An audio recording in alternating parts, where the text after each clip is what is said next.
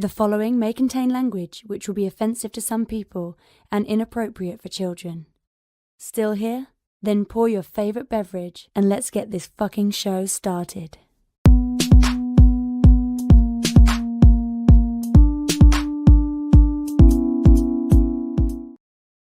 Fantastic Forum. You're watching Fantastic Forum, the premier show about comic books and your live weekly conversation about entertainment and geek culture. We are the Fantastic Forum, coming to you live and direct from the Hall of F. Hope you're having a wonderful morning, afternoon, evening, or night, as the case may be, depending on where you are in the world. And if you're not, you stick with us. Get up. You have the usual suspects in the building. First, he is, well, I guess, shoot, technically, I think you have half. We'll find out in a moment.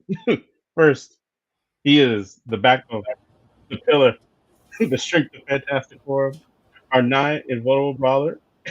That's nope. Resident Program. Moses Mag. I'm still new at this. That's okay. Next, he is our riddle inside of an enigma trapped in Chinese finger cuffs. You don't know him, you love him anyway.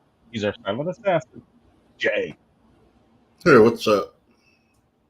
And as for myself, my name is Lawrence Young.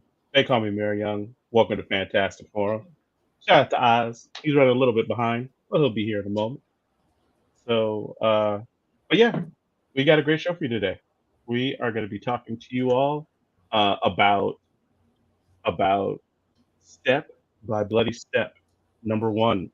We're also going to be talking to you all about all new Firefly, #1. So we got that, and of course, whatever is happening with the latest and greatest in comic book news and whatever else it is that you all want to talk about. But before we do that, we want to make sure that we thank Mr. Scott Rubin, who without him, the show would not have happened. So thank you, Scott Rubin. Hope you're doing well, good sir.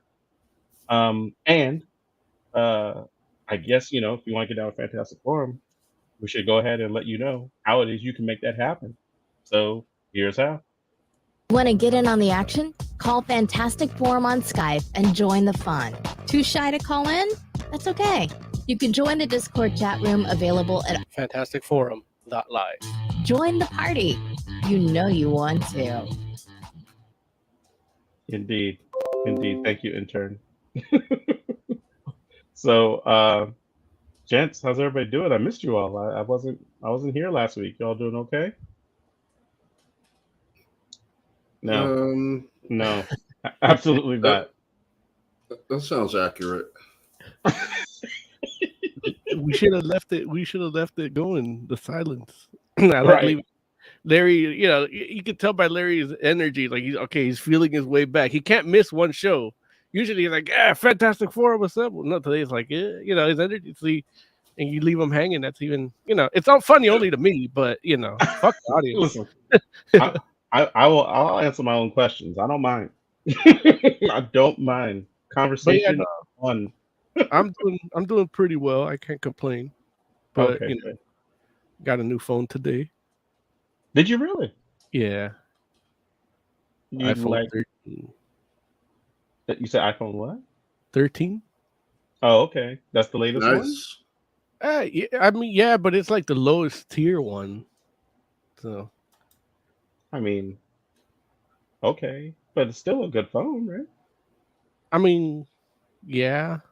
See, this is what I don't like about iPhone marketing. Like whatever. Android does the same shit. Android does the same shit. They're making you feel bad about not having the highest tier phone. No, man. Look, I actually don't feel bad. What it is, it's this one has a bigger hard drive. So for my purposes, this will be it, and it's reasonable. For tax purposes, though, I could have just had a bigger deductible if I would have got the bigger one. But it's like, I got to get a whole different case and my backbone and backbone. Oh, yeah. Oh, that's the thing. The thing to play video games. Yeah. Oh, got you. Right. It's like your backbone. Yeah. Oh, is that heavy? It's cool. I was actually going to do the show from it today, but I don't have a case, so. There you go. You don't want to fuck that up. Indeed, I agree with that.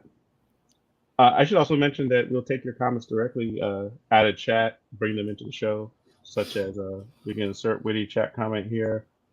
Oh, sorry, I should let you do your thing, Mo. I apologize.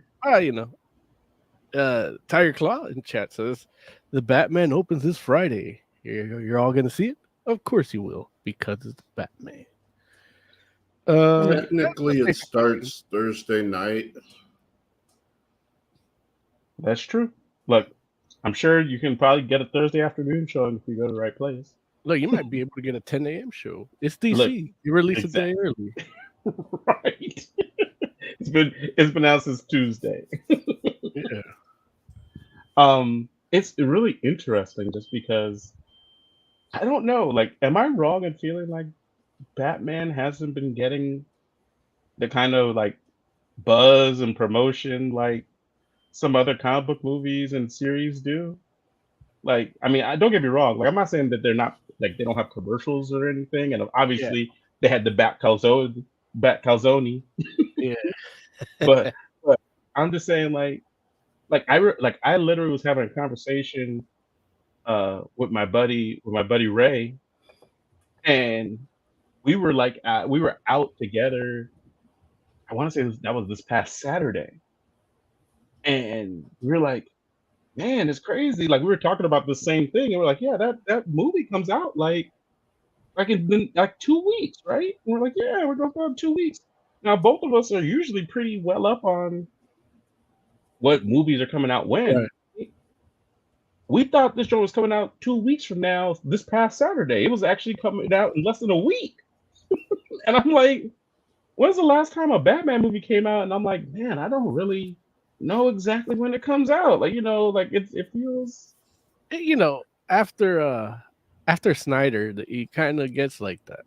Like, I'm gonna watch it, And now this one looks a little more promising, but it's still got that little bit of a stink on it, like but it's also a weird time because we're not thinking about theaters when we think of movies now. I am. Yeah. But I will say this trailer, each time I watch it, it like starts to hit me the wrong way. Like, I know there's a scene where Selina's talking to Bruce and she's like, well, your family were like big philanthropists. Like, why aren't you doing anything? And in my head, I'm like, well, the city did murder his family. Like, you can't really blame the dude for not wanting to give back. And it's just, that hits me. That's been hitting me the wrong way. That and the riddle where justice is the answer. It's like, I like my riddles to be like I shouldn't be able to get it. Like riddles should be hard. Justice. You got to think like when the biggest promotional thing they have is the Bat Calzone. Like the Bat Calzone sounds like it'd be promoting the Adam West show. Right. It's true. So yeah, but look, I think it's gonna be a good movie. I haven't seen as many commercials like Jay to get, but I'm going in it pessimistic as it is. Like I'm a resident in the Gotham when it comes to this movie. There's no hope. I will say for it to be bad. I will say that Zoe Kravitz's Catwoman is probably the thing I'm most excited about for the movie, which is interesting because it looks like it might actually be like a really good portrayal, but like if you're like kind of into the whole like year one kind of thing, Yeah. Like, but I don't know. We'll see. We'll see. Ladies and gentlemen, our intrepid senior reporter Oz is in the building. What's up, Oz? She's no Halle Berry. Oh, how dare you? How dare you? Ugh.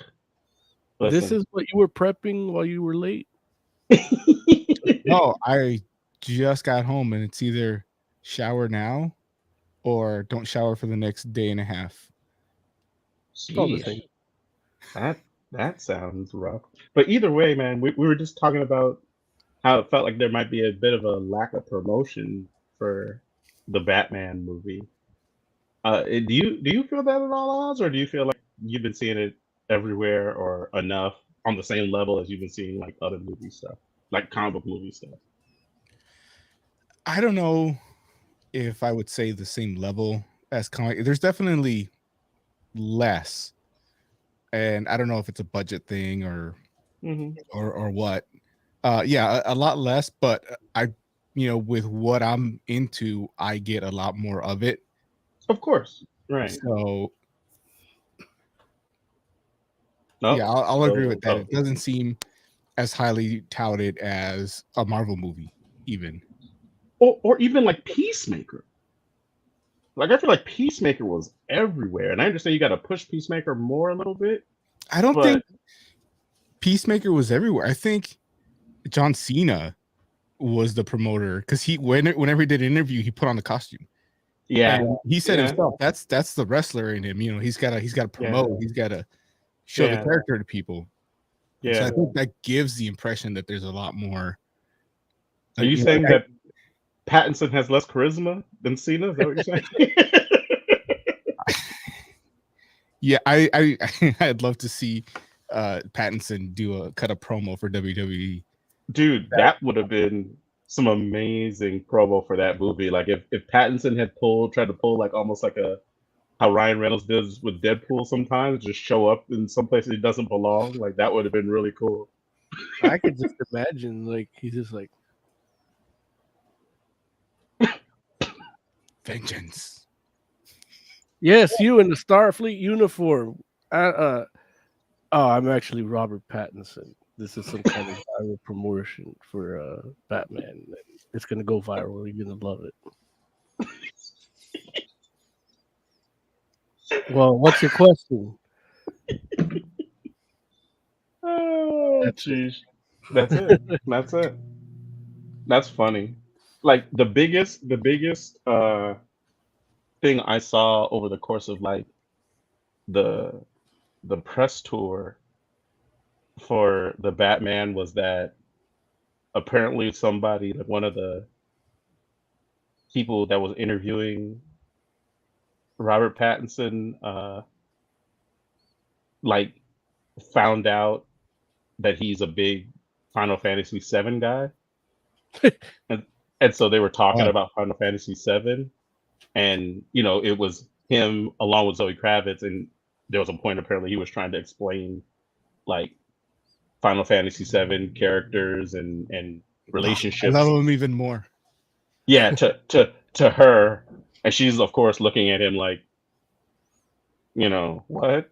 Like if you, I mean, we all know how convoluted Final Fantasy VII can be, and we're people that are like into it.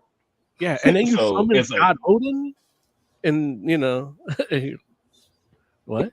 So you can only imagine for a layperson that's like doesn't know anything about Final Fantasy trying to listen to somebody like geek out about it. It's just like gibberish. And Tire Claw in chat is saying that I can't get past seeing Pattinson as a sparkling vampire, and that is completely wrong. As is the case with much of what Tire Claw says, like when he said that the pussy joke in Peacemaker was taken out, it wasn't. No, I have a lot of respect for Pattinson as an actor because I've seen a lot of the stuff he's done that's not Twilight. I haven't even seen Twilight. I've seen clips of it just because there's like some funny CGI moments in it. But I never. Well, I guess I can't say I never saw him as a vampire because that's how he was promoted for years. I point to The Lighthouse all the time. Dude can act, and he's one of those guys that really gets into the character. He was doing an interview again with Zoe Kravitz, and they asked him, about how he came up with the voice, and he started talking about how about that line in the trailer. He just goes off in his own world, and he's talking about how they had this fight choreographed, and the thing they didn't have to figure out was the voice, and I came in there, and I told him, you know what, after he's like on the floor, I'm gonna punch him 2 more times. So those last 2 punches in the trailer apparently were him, and he said, and then I want to say the line as I can see the consciousness leaving him, so it's the last thing he hears, and it enters his unconscious dreaming.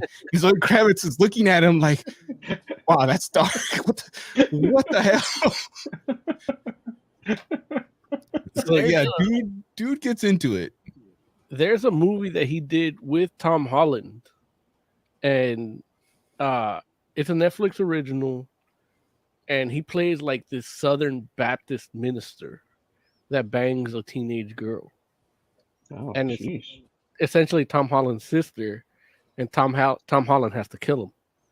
And Oh my it's God. amazing movie. And look, this dude, the dude playing Batman, Mm-hmm. man, he acts the hell out of that role, man. Like that, it's a great fucking movie. Mm-hmm. I forget who's in it. Tom Holland, him. I forget who plays his dad, but I think his dad is another comic book movie dude. Like The movie I think you're talking about is The Devil All the Time. The Devil All the Time. That's it's a great fucking movie. And yeah, oh man, Tom Holland in it is really fucking amazing. Bill Skarsgård in it. Yeah. Oh, that's who it is. The dude that played Pennywise is Tom Holland's dad in it. And Wow. It's a good fucking movie. But He was really good in Tenet too. Yeah, look, then that's the thing. You forget that he's in the roles that he is. Like when you think about it, yeah. But I enjoy Tenet a lot, and I'm not even thinking about him. But without him, the movie doesn't exist. Honestly, you're right. I think he looks more like Bruce Wayne in Tenet than he does in this movie. That's true. He 100%. He 100% does. That's funny. Oh man, it's gonna be interesting. But enough. We'll talk more about the Batman, I'm sure, next week. So I've been hearing from people that have seen it, and it's all good things. But that's difficult for me to judge because then there's a lot of people that are gonna love it no matter what. And when you're in a lot of groups that are DC and especially Bat family focused, there can be some skewed thoughts. They might be a little bit biased. I don't know. Right. So I want to believe them, and the non-spoiler descriptions that I've seen, I'm not gonna even go into them. But just what I've read, it's a detective story.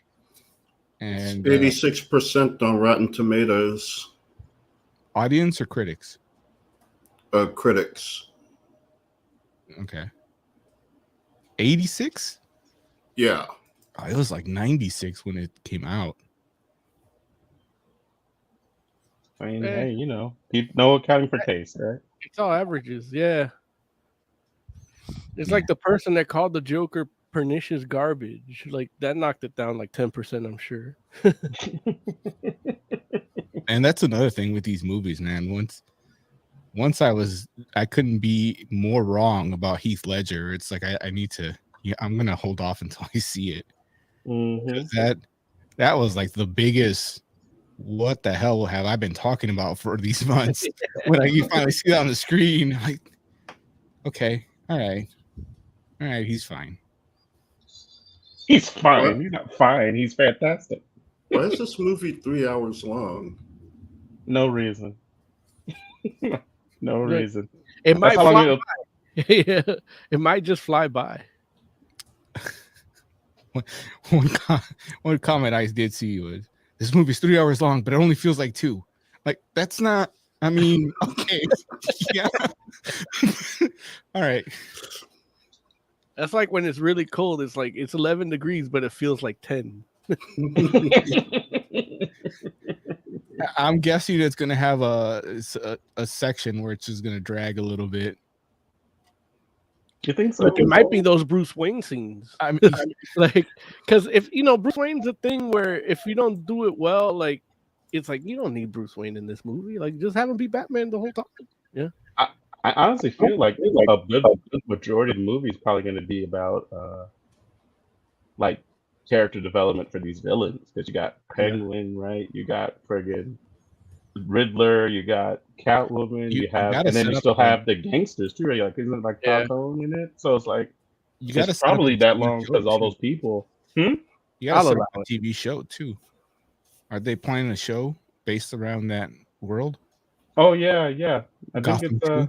yeah, right. Electric Yeah, Boogaloo. so that's what it is. Gotham 2 Electrical Boogaloo. So, I did but my we'll see. 3D lighting today because of the movie for Batman. Well, I bought my tickets February 10th when they first went on sale. Sheesh, really? Yeah, I got that It's not email. gonna And s- I was worried it would sell out. It's not gonna sell out where you are, right? It's happened. It can sell out. Did Really? anybody watch Studio 666? Yes, How was it? dude, I loved it. I thought it Yeah. was amazing. It was a It's flop on the really theater. funny. Yeah. I know it's so sad, Yeah. but I mean, you talk about a movie that wasn't promoted. Like Yeah. Studio 666 wasn't promoted at all, almost, and What is that? the ratings show. So Studio 666 is about the Foo Fighters going up to this, renting out a mansion in order to record their 10th album, and Dave Grohl gets possessed by demons, and they inspire him to like make this song, and so he's becoming possessed and trying to write this song, and the closer he gets to finishing, the more he gets drugged down into the darkness. Mm-hmm. And it's a horror comedy. Yeah, and it's just really fun. It's a good time. Now that you describe it, I saw that the preview for it. It did look funny. Mhm. Yeah. Is it based on a true story? Yep. Yeah, actually. Well, a little addendum here. I thought I had that removed, but he mentioned it was supposed to come out like a year ago to coincide with the newest album. So part of the promotion was that they recorded that album and that shit happened, and then the movie comes out.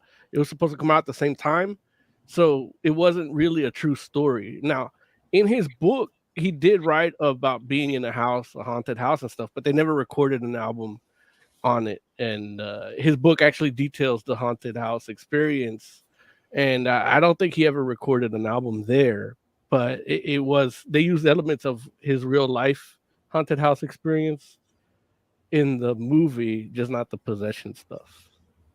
But yeah. Gotcha. Tiger Claw in chat says maybe that's why the movie flopped, because it's the Foo Fighters. Like, who here still listens to their music? Man. Foo Fighters is still one of the biggest bands in the world. Like, Yeah.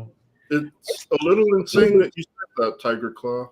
Yeah, Like, they're single-handedly. I'm cutting you a lot of slack because I know you're an EDM guy and you're not really listening to alt music that much. But the Foo Fighters are still huge. They're like the only rock band that makes money, you know, because they could still sell out like Madison Square Garden for a couple nights, you know, at a time, and they still bring a huge. They put asses in seats and tours. Yeah. Mm-hmm. Yeah. And you said you saw it, Mo, or no?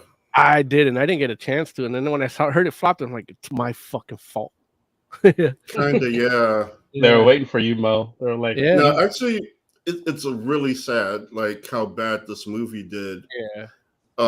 It came in 8th over the weekend. on a debut weekend? Yeah. And it was the only new movie that weekend. Dang. Still came in 8th. More people went to go see Dog than fucking Studio 666. Like, fucking Dog. Dog has I don't know what that is. What's Dog? It's Channing Tatum and a dog. Like, that's the plot of the movie. That's your whole synopsis. Channing Tatum and a dog. I don't know what else you need, Jay. Channing Tatum and a dog. That's for like the thirsty crowd. They're like, oh, look how cute everything is. Yeah. Wow. Again, a Tiger Claw with the other flawed statement. It's another dog movie.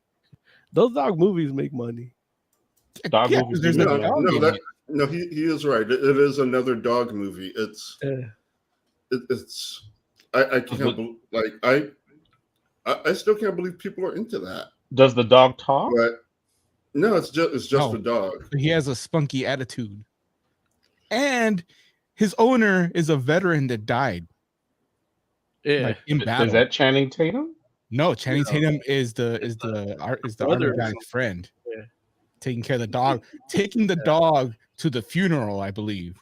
Yeah. This shit is dumb. Like, this movie has everything. Does the dog have like a scarf or something? Does it wear any clothing? Or? It's a German Shepherd. No, it's actually. So yes, does that mean a 3-piece suit? Yeah. Belgian Melanie. He wears his Medal of Honor. Yeah. He's like, I mean, not a physical one, just the fact that he's a dog. He's a Do they decorated award- soldier. do they Oh, award yeah. medals to the animals? Yeah, absolutely. Like one of the World War One captains was a pit bull that they found. Wait, a captain? Wait, so he is not only that he has the got medal, promoted. he has Yeah. a rank. He got promoted to captain. Bless you. He got promoted to captain. So technically, when that dog wants to go outside and goes up to like a private, the private has to take it. No matter. It has to, It's an order. has to pick up his shit. Yeah, And the private has to salute him. dude. This dog helped find people in during the mustard gas shit. He got sprayed with mustard gas in his face, and he discovered 3 German spies. He earned those bars, Lawrence. Yeah. What have you done, Larry? Hey, not enough apparently. Yeah. Not enough. It's like In any I would- case, I would hate to join the army and be outranked by a dog despite my Dude. college degree. They found him. They actually found him in like boot camp. Like he joined the boot camp, started running with the soldiers, and one of them just took him. They got shipped off, and he took him with him. That's a volunteer right there. Yeah. There it You is. said, sign me up. Yeah. Steve Rogers, no. Dog, yes. and I'm Next time you assuming say you it's don't. just another one of those dog movies, think of Captain Stubby. Yeah, no. So, He's so- a And fellow it's serviceman. so weird. Like, okay, I forgot the 2 movies it was ahead of. It was like ahead of Scream Mm. and I can tell you. Scream and Cyrano or Cyrano. Cyrano. But Alright. like all the other Uncharted, okay, I get that. Dog, whatever. Spider-Man, Marry Me did more this weekend than Studio 666. That's because of our Yeah. promotion. That it's a comic book movie. come on, man. Marrying Me was great. Don't front. We Yeah, all- it's a shame.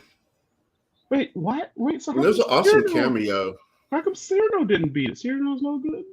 They don't like the disability swapping. It's wow. What? That's wild. They disability swapped. I mean, isn't like having a big nose isn't a disability. I don't know. Depends Well, on where you are. yeah. Like if you're on trial and they say you swear to tell the truth and you have a big nose, they're like, Like 1940s Germany. Well, okay. I'll leave it at that. Oh, see. Uh, See. It was a Exactly. thing. nah. The reason I give Cyrano shit is because he was mad that they made a Latin Snow White in Disney Plus. No, he wasn't mad they had a Latin Snow White. He didn't want he was like, why are there dwarves? Real quick, Big Man 24/7 says in the commercial, one of the jokes is Tatum pretending to be a blind vet. I was like, who finds this funny? Oz. I don't. Like, you're that's not absolutely cool. right. It's not that funny. he pretends to be a blind vet. Is that they catch him because he reaches for the dog. Yeah, it's not funny. It's just See, look, I told you it was Oz. It was Oz. I was just told like, you. faking war injuries is hilarious. That's how Oz feels. Like he goes to the Veterans Day parade wearing his Eagle Scout badges. No, I know Eagles fan. I park in the veteran spot and just walk with a limp. It's easier to get away with than the handicap spot. He uses his ROTC stripes. Yeah. Made me laugh so much I'm tearing. All that to say, if you haven't seen Studio 666, you should go out and see it. Maybe not you, Mayor. It's funny, but it is really gory. Yeah, it looks So gory. it might not be up your alley. Yeah. Boston, you can't be here, Boston. Boston, I'm doing a show, Boston. Larry At gets least- all pussy. At least look in the camera and say hello to the people if you're going to be here. See? That way. See? You're uncooperative. You're uncooperative. There. There. Larry. I don't think you can show pussy on YouTube. You're right. You can. It's white. Wow. I don't know what that means, but I don't want any Tiger parts of it. Claw says, in that case, Mayor Young should see it. You had him watch horror movies before. Yeah, but we got to be selective because he'll get burnt out and just refuse, like, outright. Or even worse, So we have to be, like, selective with what we show him. I got burnt out and pooped my pants. And then it's a bad day for everybody. Not me. Because I ain't changing. It's like y'all have to sit in this with me.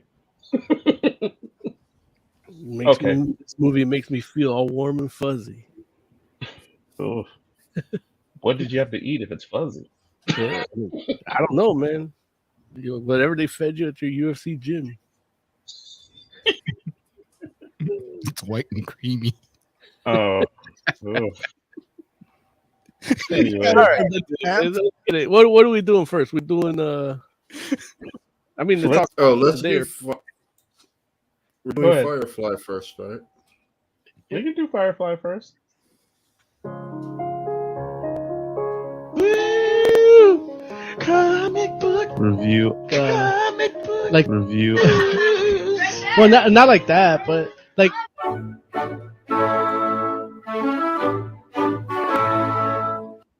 All right, folks. We got all new Firefly #1. Basically, trying to figure out if it's a good jumping on point for fans and whatnot. I don't know the story because I didn't get to read it, unfortunately. Oh So, yeah, I forgot. Yeah. So, who can pick it up and talk about this book? I'll do it. Yay, Man, I'm so mad you guys didn't get to read it, but it's basically, look, it's a jumping on point. I don't know if it's a good one. There's a change in rank. There's a different captain. So I don't know how far you've been reading, Larry, but there's a new captain of the Serenity. I didn't know that. Okay. What happened to Captain Reynolds? He's still there. He's just doesn't hold the rank. It's just somebody showed up and said, "I'm the captain now." It's a girl, a lady, and I forget her name, but I think it's one of the other cast. Kaylee, yeah, all right. Yeah, so I didn't watch it, but I think I know who Kaylee she was is. the engineer. Yeah, okay, I know who she is. You can't tell who anybody is from this book except for Jane. The art is terrible. But basically, they're stranded on a planet called Lilac. Jane gets attacked because he's the hero of some mudding moon, and he was supposed to return and help everybody, and he didn't, and people died. Either died off, left, or killed themselves. And some guy that killed himself's brother beats him up. Jane fights back, gets thrown in jail. Jane's a dude, by the way. If you haven't, you're not familiar with Firefly. I'm not. So he gets thrown in jail. Mal comes to get him out. Instead of bailing him out, he shoots the lock. They go on a chase, as happens in Firefly. Joe, you say you don't want spoilers for this, right? No, I don't care about Firefly. You can spoil as much as you want. Okay, cool. You should care about Firefly, Joe. Basically, when they get to it's hard because everyone is like, everyone is mad at Joss Whedon now, and so if I try to watch it, I'm gonna get a whole bunch of flack from all the people that hate Whedon. His Twitter followers, right? Like all the Twitterers out there. It's like I'm not sure it's worth it to get into Firefly at this moment, with Joss being as terrible of a person as he is, and yeah, I'm not sure that it's worth it. Worth all the. I might get like side canceled. adjacently canceled, Right. Canceled by contact. Right. Like I don't need a contact cancellation. I'm trying to be I'm an aspiring music artist. Like I don't need that kind of grief. Wow. Right. Wow. Okay.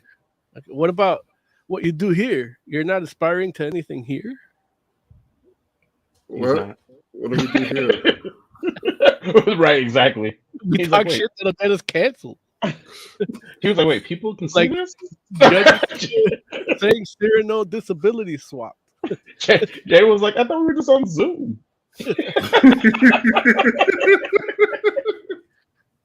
But yeah, all this to say that, yeah, if first of all, Jay, it is a perfect time to get into Firefly, because not only they canceled the show, you know, as we know, that was great, even though I kept falling asleep at episode 5. But up until 5 is great, and I'm sure 6 and on is great, but I refuse to skip that episode. But you got all these comics, so it's like not only did you lose the show, but it continues, you know, and a lot of these comics are pretty good. Let's try doing this. Let's see how that looks. Okay. All right, but I'm gonna go back to my synopsis. All right. Yeah. So they go into space. They get chased by the Lilacs military forces, and then Jane says, "Hey, I heard them talking at the bar about this Requiem moon, and they stash all their shit there. And if we could have enough fuel to get there, because I know I fucked everything up, so we couldn't get our supplies, we couldn't get food, we couldn't get fuel. Like if we can outrun them enough to just get there, we can get what we need and take a little bit more for our troubles," as Jane would say, you know. And that's it. They make it. They outrun the military, and they land on a Buddhist monastery moon. Requiem moon is not a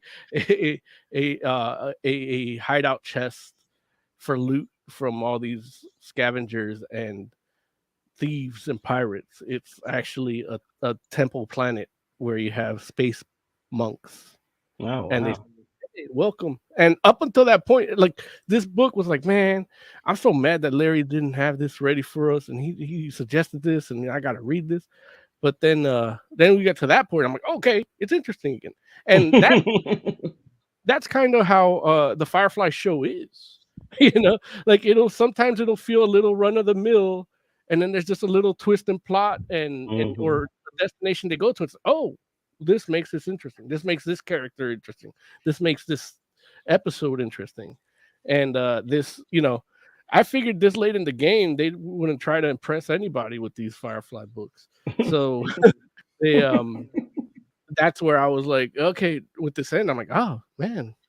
Now, when Joe, you showed the art earlier, and I'm gonna share a screen earlier. Nobody else read it, right? Because I don't need to get anybody's perception of it. Okay. So they use character models, I believe, for the characters, but they don't look like the TV show characters that much, you know, because then you got to pay royalties or some shit. And let me see if I can share this screen real quick. Ooh, I have an extra extra camera section now. Window. Do they have Tudyk's character in the books? What's Tudyk's character's name? Wash? No, Wash died. That's why I'm asking. Yeah, no, he's not in here. Okay, good. So I get that they're not trying to make them not look like the TV show characters, but Right. all the Like the characters look the same. yeah, I could yeah. Larry, I mean, I know you didn't read it, but look at this shit. Yeah, they don't look great. Like they Yeah. almost have like a low a low budget kind of Chris Sprouse kind of thing going on. Like even the girls here. Look at Yeah. Who's the guy with Yeah. the mustache? I don't know. I was just about to ask that his too. name is Vincent or Leonard. Oh, Leonard. It's Leonard. He's the Spock of the group. oh, Well, I don't I know didn't when even he get rid came of in. I'm But see, yeah, he could be evil Mal. Yeah. Like here's Mal. He's evil Mal from the mirror dimension. The evil dimension. right, You know. So right. and that's like my there's a lot more did I get any more art here? I mean, No. those faces look like that meme of the NPC. Yeah, I mean that's what it is. Like there's no, like for example, Mal has distinguished his haircut is a giveaway. If you look at Mal in the silhouette, it's the coat and the haircut. And they don't do that here at all. Maybe feel the like nose, yeah. I was gonna say I think he gave Kaylee the coat. No, he still has the coat. Kaylee, like the first one he showed, I could kind of guess who everybody is based on what they're wearing, but it is rough. Yeah. Like you really gotta be paying attention. When you talk about a starting point, like that's part of it. Like it's based on a show. Like I literally had a conversation Monday with a client because he's like, you gotta continue watching Firefly. It's on, I think it's on Tubi for free, and it's on Hulu as well. So it's like it's back on Hulu. Watch it, and I'm like, I can't get. I tried watching right where I left off, fell asleep again. Yeah. It's only like 6 or 7 episodes. And he's like, they're never bringing back the show. I'm like, dude, like you just became a fan of this show. You have all these comics to read. I'm jealous because none of the shows I ever liked that get canceled have this much extra material that I can continue my fandom. And we've reviewed these Firefly books in the past. Some are a little better than others. I think this is not a bad story. It's a badly drawn book, but it's not even badly drawn. It's just not what I'm used to when I read these Firefly books. But this is the worst one I've ever read, I think. And it's not, I'm not saying it's like a 2 or a 1. It's just the quality's always been good for people who like it's consistent with the show. Yeah. But yeah, so it's definitely one of those things. Like the art really, like, I mean, I understand they got deadlines and shit, but there's just certain things like, whatchamacallit, Jane is Adam Baldwin's character, right?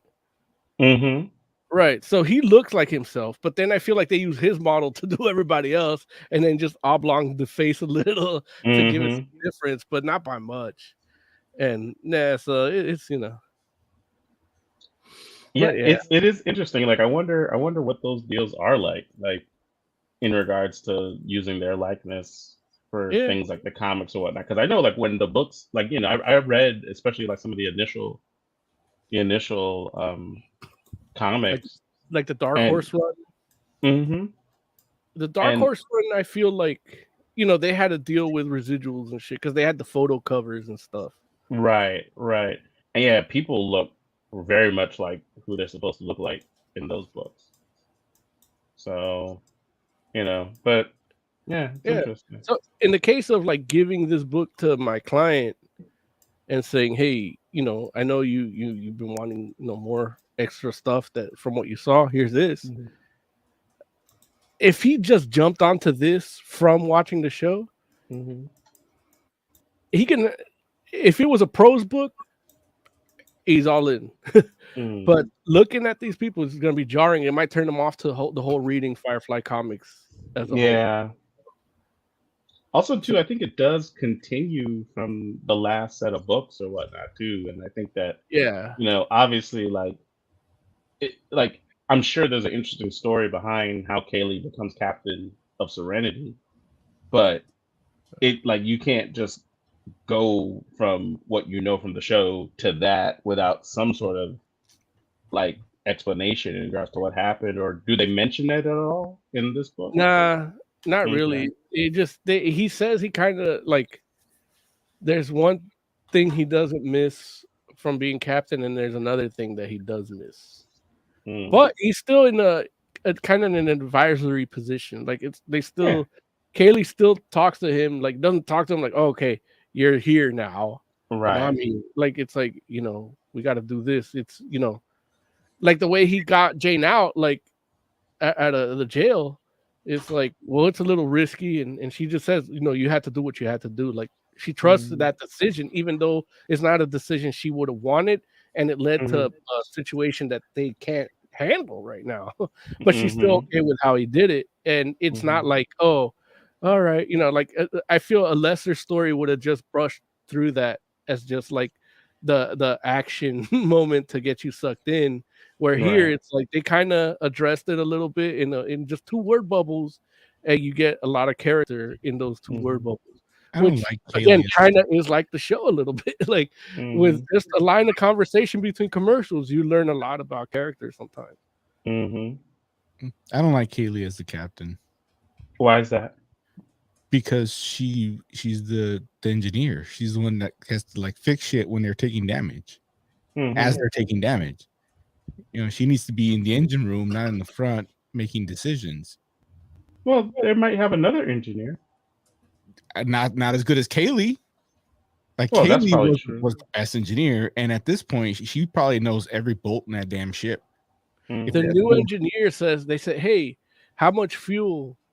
And then that new engineer starts rattling off stats of like the ship in the general, not like how much they need or have to do what they need to do. That's dumb. Kaylee would have said, how much do you need? Where do you need to go? And I'll take care of it. I'll get you there. She'll throw beer and was it banana peels into the flux capacitor. Yeah, Tudyk's wife should take over as the captain if you need to change captains for whatever reason. See, but whatever. I think the story kind of makes it so that she doesn't want that. I think. I don't know. That's even better. The best leader is somebody that doesn't want it.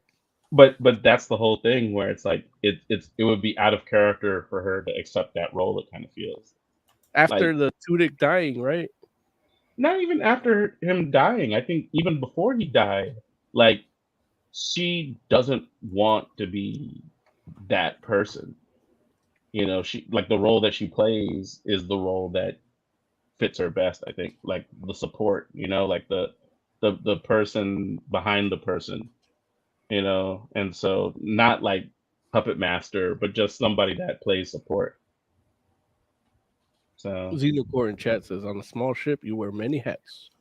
She can be the captain and the engineer. Other folks are there to handle the other essential tasks. Like I don't know the story behind how she became the captain, and I would like to know it, but I like the idea of it only because I could totally see that being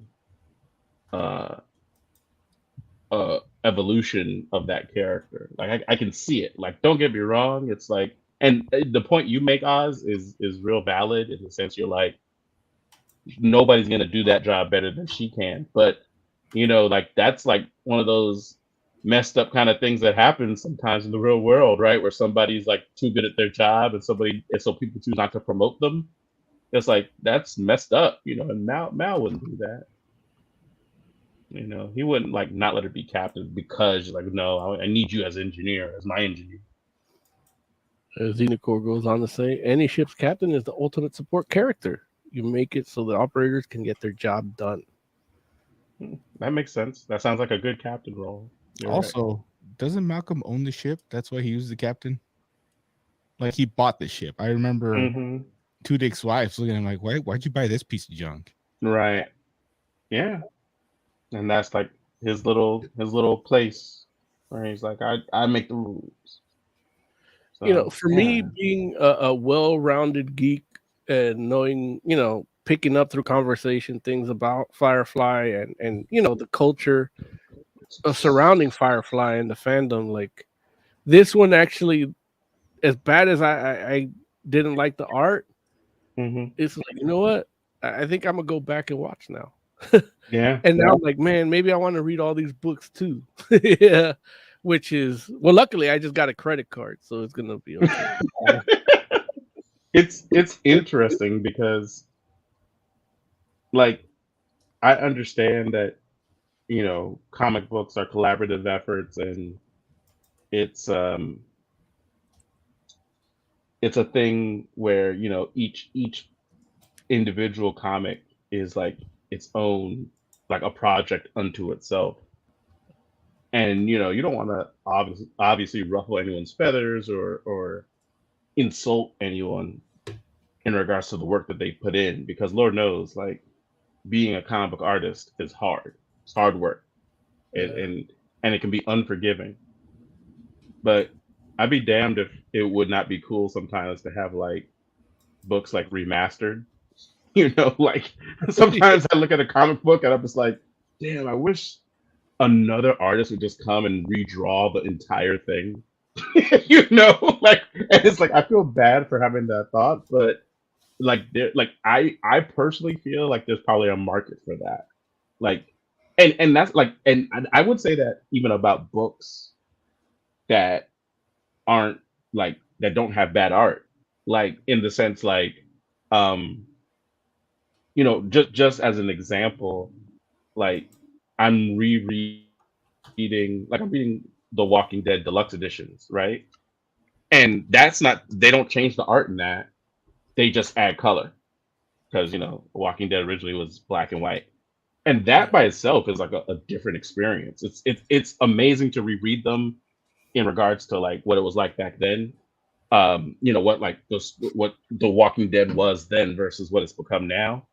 But it's like there's like, I would totally like read a version of The Walking Dead, like the first, like, say 12 issues drawn by a different artist and their interpretation of the script and all that kind of stuff. You know what I mean? Just because it's like, that would be interesting. And it's not even a knock against, you know, Adlard or anyone. Tony like, Moore. Yeah, I'm sorry. That it's more than Adler, right? Yeah. Right. But you know, it's not a knock against either one of them. Colonel Tony Moore, by the way. What I'm saying is like, because I enjoy reading their issues the way they did it, but it's like it would be cool just to get a different take, you know, and it's just like, because it would be like a different book, because it's like, the who same would way you want how to see? Like, who would you want to see do it? I don't know. It's a good question. Like there's a part of me that it would be cool to see like Finch, you know, like do like an entire issue, or you know, or even like a Chris Bachalo. You know, I don't want to see Chris Bachalo, but I could see why somebody would. You know what I'm saying? Like personally, like I like Chris Bachalo, but I feel like the tone of that book doesn't fit his style so much. Fuck you, Larry. But like or even like a oh damn, all of a sudden I can't remember my man's name. Not like the artist from Authority, not Quietly, the widescreen. Brian Hitch. Brian Hitch. Like I feel like Brian Hitch drew the TV show in the first like 3 episodes. Because he got that, like, you know, because those shots were kind of tight in the comics. Like a lot of those shots were tight. You know, you get the splash page when he's walking with the horse, but on the TV show they kind of went wider. You know, like more of the isolation in the environment was a big thing compared to the early comics, and it's like that's like how Brian Hitch would have done it now. Yeah. So like I like off the top of my head, those two people would be interesting to see or whatnot. So you know, but anyway, the reason I brought Chris Bachalo up is because I just started reading Savage Spider-Man. Cool. and it's a continuation of Non-Stop Spider-Man, and Chris Bachalo was drawing that, and that's a really good book that you're never gonna hear a review about because it's gonna be a one shot, and you have to subscribe, like, and hit the bell to get that. So hopefully it'll be ready in a couple days. That's cool. Enough of the self promotion. Yeah. Yeah. So, all new Firefly, With this, Moses. Look, again, the book, like, especially now, like, talking about it again, it's like it's even better than my initial reading. Like, I'm like, yeah, this book was good. It's just the art, and even the art itself. There's a scene I wish I would have taken. If I would have done a pros and cons about the art, I probably would have pulled this page. But there's a page where the military, the Lilac military, gets to them, the magistrate, as they call it, and it comes up, and it's just in space, and they're just surrounded. Looks good. It almost looks like a Brian Hitch on like Scion or one of those cross-gen books where he first came out. That was like in space. It looked like something like that, and it's like that's technically good art. The real like art flaw here is in the character designs, and so it's thinking about it now, it's the art isn't as bad as I made it out to seem, but just those faces, man. Like I'm actually thinking I bought it on Comixology through the new way of buying, which was not my favorite because it put the marketplace people selling it to me before, even though I went to Comixology.com, it gave me, it sent me to the marketplace person, so I could have gotten the physical book, and it's like, no, I'm trying to buy a Comixology book. And so that was another, which they put a statement, by the way. I don't know if you guys saw, but that's we can talk about that in the news. But you bring it, but yeah, definitely, like, it's a 4 out of 5. Just thinking back on it, it's like the book itself is a solid book, and I enjoyed it. So we know what the new Comixology Kindle thing does is it lets you pre-order the series now. So I almost did that. I think with Comixology Unlimited, you save like 20% or something. So I'm gonna do that because I wish I would have done that right off the bat now, because I would have saved a little more money. But yeah, I didn't know if I was gonna like it or not, and I we already had the thumbnail up. Somebody has to read it. So, right, exactly. But yeah, so yeah, 4 out of 5 for me. For all new Firefly. There you go. Right. All new, all different. Right. Firefly #1. Firefly now. No. Yeah. So cool. Yeah. Cool. Good stuff. Good stuff. You all ready to talk about Step by Bloody Step #1? Yeah. Okay. Step by Bloody Step #1. Okay. Jay, you want to talk about it? Read. Yeah, exactly. Okay, good. Yeah. Okay. Let's let Jay do it. That means you did. Okay, good. Jay, you good to do it? Do what? The summary of Step by Bloody. Oh, okay. Yeah. It's the Iron Giant.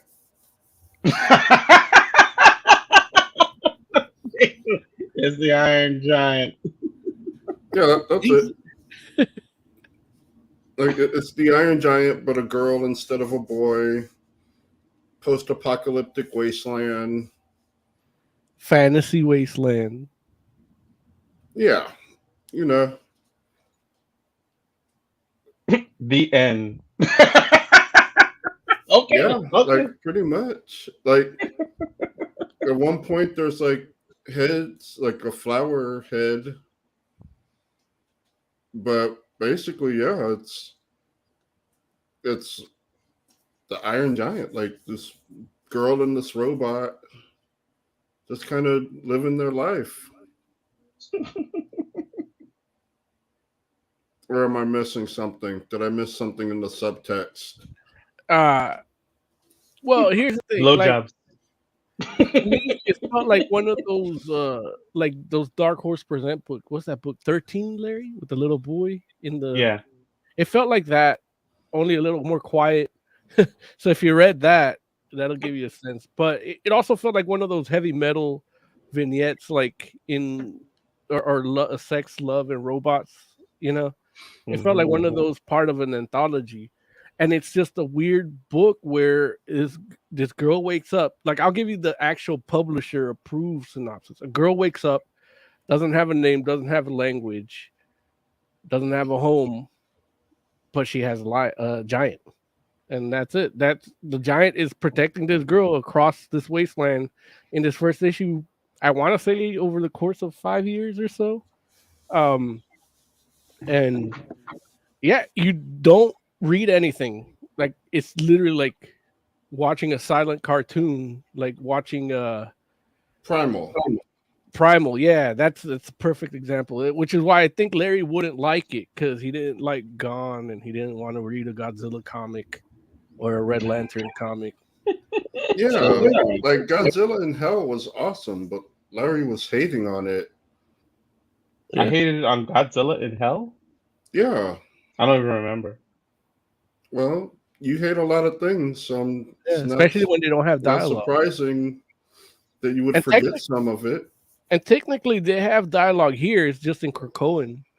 That ain't Krakoan. I'd have been able to read it. But yeah, and it's very, they do these things in this art where it can be simple, but then it's super detailed and all in one panel. And I fucking love that. It adds. I don't know if it's a psychedelic thing or it's just creating just creating enough art in a certain so that my brain fill it in and then give me the detail where I need to focus. And see if I have some examples here, I think, but and I loved it. Unlike whatchamacallit, all different Firefly. Let's see, window. Oz, what did you think? While Mo's pulling up some examples. I hated it. Okay. I was out from the jump. Like, in the beginning, she's sleeping in a snowstorm on what I assume is a metal hand, and it's not like a closed fist to keep her warm. It's like open, like, so she's just out there sleeping in a snowstorm naked, perfectly fine, perfectly comfortable. At that point, you better tell me this child is magical if it can do that. And then a few pages later, they start a fire. She's putting on clothes. I'm like, okay, so she can feel cold. Like, now she needs clothes to get comfortable, and a fire where she literally slept through a blizzard on a piece of metal. Like, man, it's some bull. I mean, it's fantasy, Joe. I mean, Oz. Whichever one you want. Yeah. You all look the same to me. I was the one, like, I warned you, conservatives would hate this book. Like, I was saying that before the show. Yeah, that's true. You did say that. Yeah. I don't know what else to say, because, like, I think Oz's biggest gripe is that he doesn't know why things are happening. And, that's part of the silent fantasy comic. But in this panel I put right here, like, you see, like, there's not a lot of detail in the little girl character, a ton of detail in the little finger off in the corner, and I love that. Like, yeah, the art in it is great. I like the art. I like the visuals. And it's like, I gotta, like, not complain, because there's been so many books where I talk about the wall of text. And then I get this book and, like, the art is great and you don't have that wall, and I'm sitting there like, I'm kind of angry, but I don't, like, more books should do stuff like this, because it is very good to look at. The story, once you get past the snow areas and into, like, warmer climates, then the story becomes a little bit more interesting, and you really got to look at each panel to kind of get what's going on. I tried skimming it the first time because I wanted to see how long it would take for words to show up, and they didn't. So then I didn't know what was happening. So I had to, what the hell was that? Hold on, no. You hit the back button on that. We are not skipping right over that.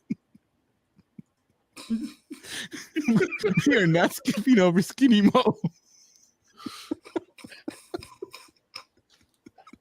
All right, so I love the character design on these monsters, though. Like, we're just gonna ignore that. Like, it's not Skinny Mo. It's president of Ukraine.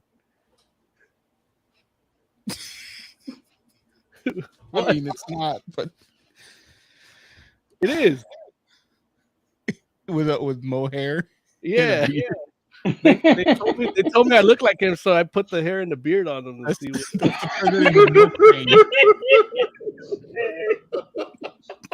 That's funny, man. That is funny. It was all in the same. I just thought it wasn't his porn that popped up. Nah, I don't have porn. Mm-hmm. Just the homemade kind, and that's in some cloud somewhere. I don't know what that is. Clouds. So Larry, I will say that I actually really liked it.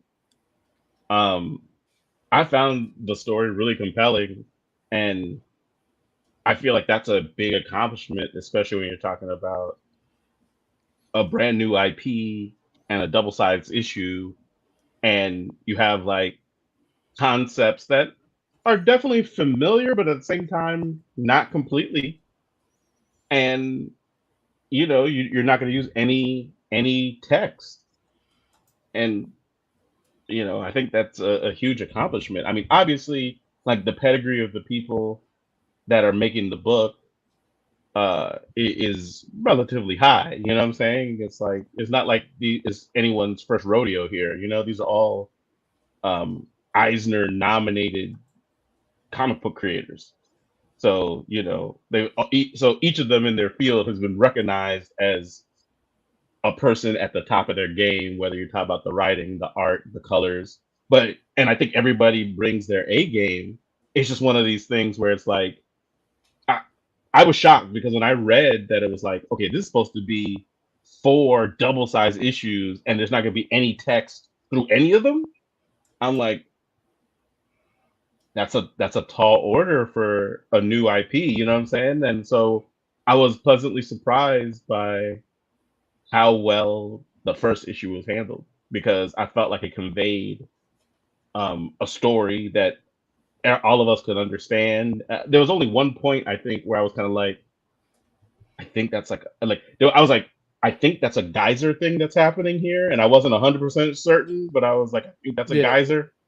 And but they did enough for me to get that I think it's a geyser, and that could just be my lack of experience with actual geysers. It's personer now. Don't assume it's gender.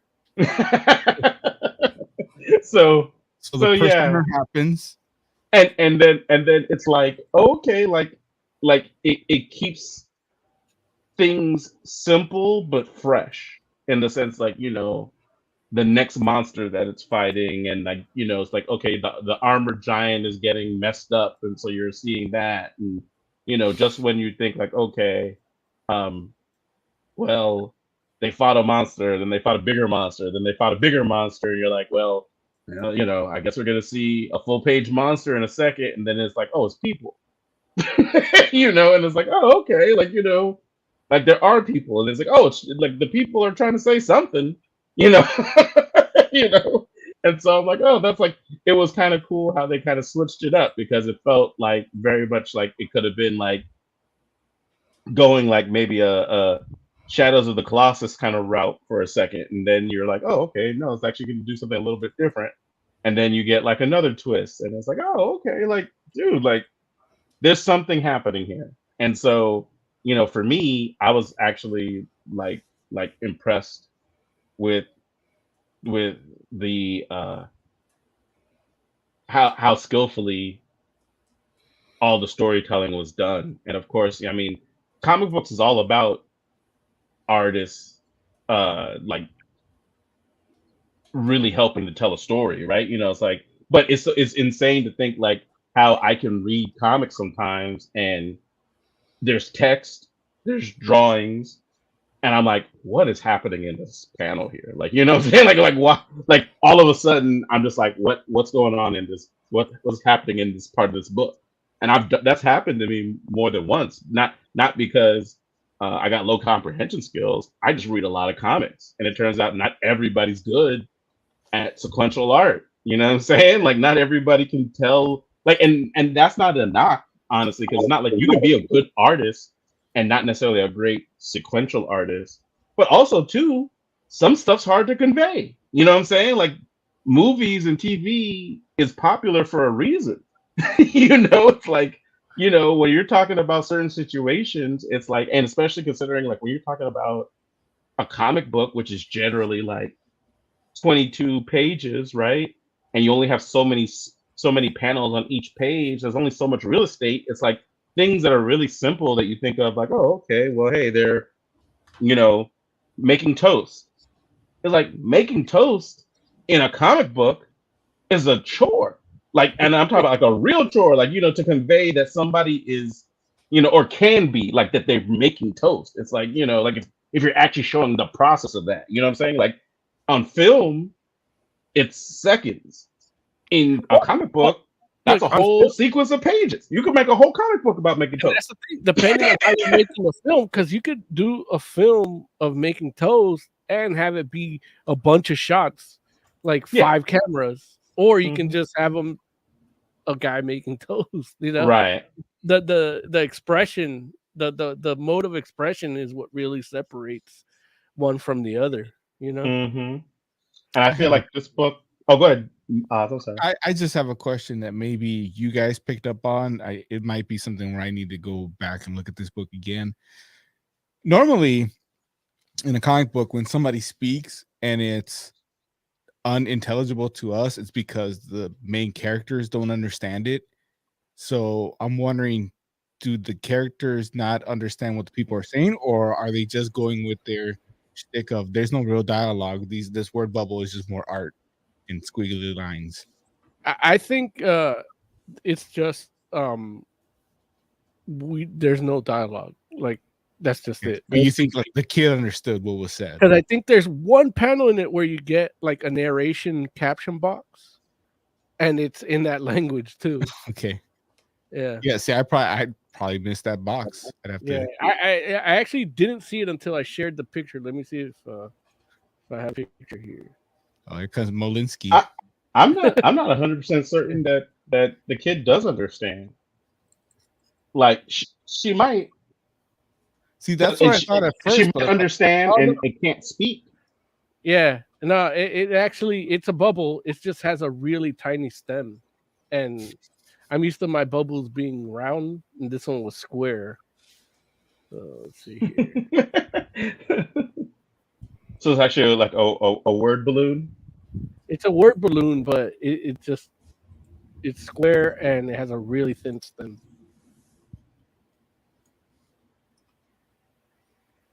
Right. Oh there. yeah. So I thought that was a caption box, but it's not. Yeah, and that's the other little girl speaking to her or whatever. Yeah. Or boy, we don't know how she identifies. There it is. So, but yeah. I mean, I definitely can understand why this book wouldn't be for everybody, but yeah, yeah. I'll leave it at that. What is the price and page count for this book? I think it's 48 pages, and I think it's like $4.99, if I'm not mistaken. $4.99 is right. Okay. For 48 pages, I think that's worth picking up. Yeah, it's a beautiful book, and it is like it's a double-sized book, and every issue is supposed to be that double-sized, and you know, like I mean, it's interesting because I feel like the art definitely is good enough to warrant like almost like like a coffee table or like an artist edition kind of deal to it. Like, I think that, like, I know for me, like, I don't know if I would buy it personally, but I think there are a lot of people out there that would, or at least a lot of people that have read the book that will want to pick something like that up. Let me say it like that, because I don't know how many people have actually read the book. Like I don't believe that this is going to be necessarily a book that's going to be at the top of the sales charts, come the end of the month. But what do I know? I've been shocked before. Watch it really resonate with people. I was once a naked young girl. I too have slept in the palm of an iron giant. That is my mother engulfed in plants. Yeah, man. Yeah. Okay, so look, with that said, I mean, yeah, like it sounds to me like we all like the art at the very least, right? Yeah. Jay, you were okay with the art? Okay, Jay was like, yes, okay. Okay, so I don't know. It feels like it's interesting because it feels like everything that you would say about the book after this point is like all it would be speculation, because it'd just be like, trying to. Right. There's so much you could say about this book from what we experienced. Right. It's like, and also none of us know for certain what's going on. Part of it is experiencing this book in the way that it's presented to you. Like, you have to really do it. Like, we could give it a 5 out of 5.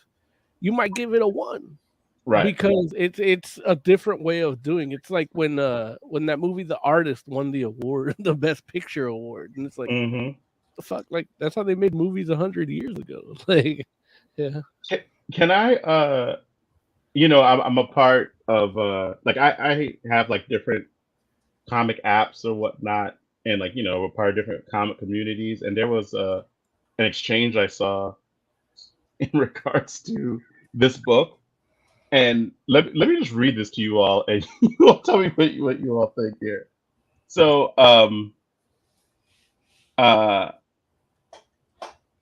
somebody here basically, like, this is like all one chain now, right? So somebody says here, this is unbelievably beautiful. Bergara and Lopez are doing some really great work. Oh man, that sky and forest, can't wait till the next issue. And somebody else here says, after reading the solicitation again, I have to admit, it was my bad, I guess. I didn't read the text-free part. Hard pass for me, right? So another person commented on that particular comment and said, hey, I see it's hard for you to fall into a world without any words.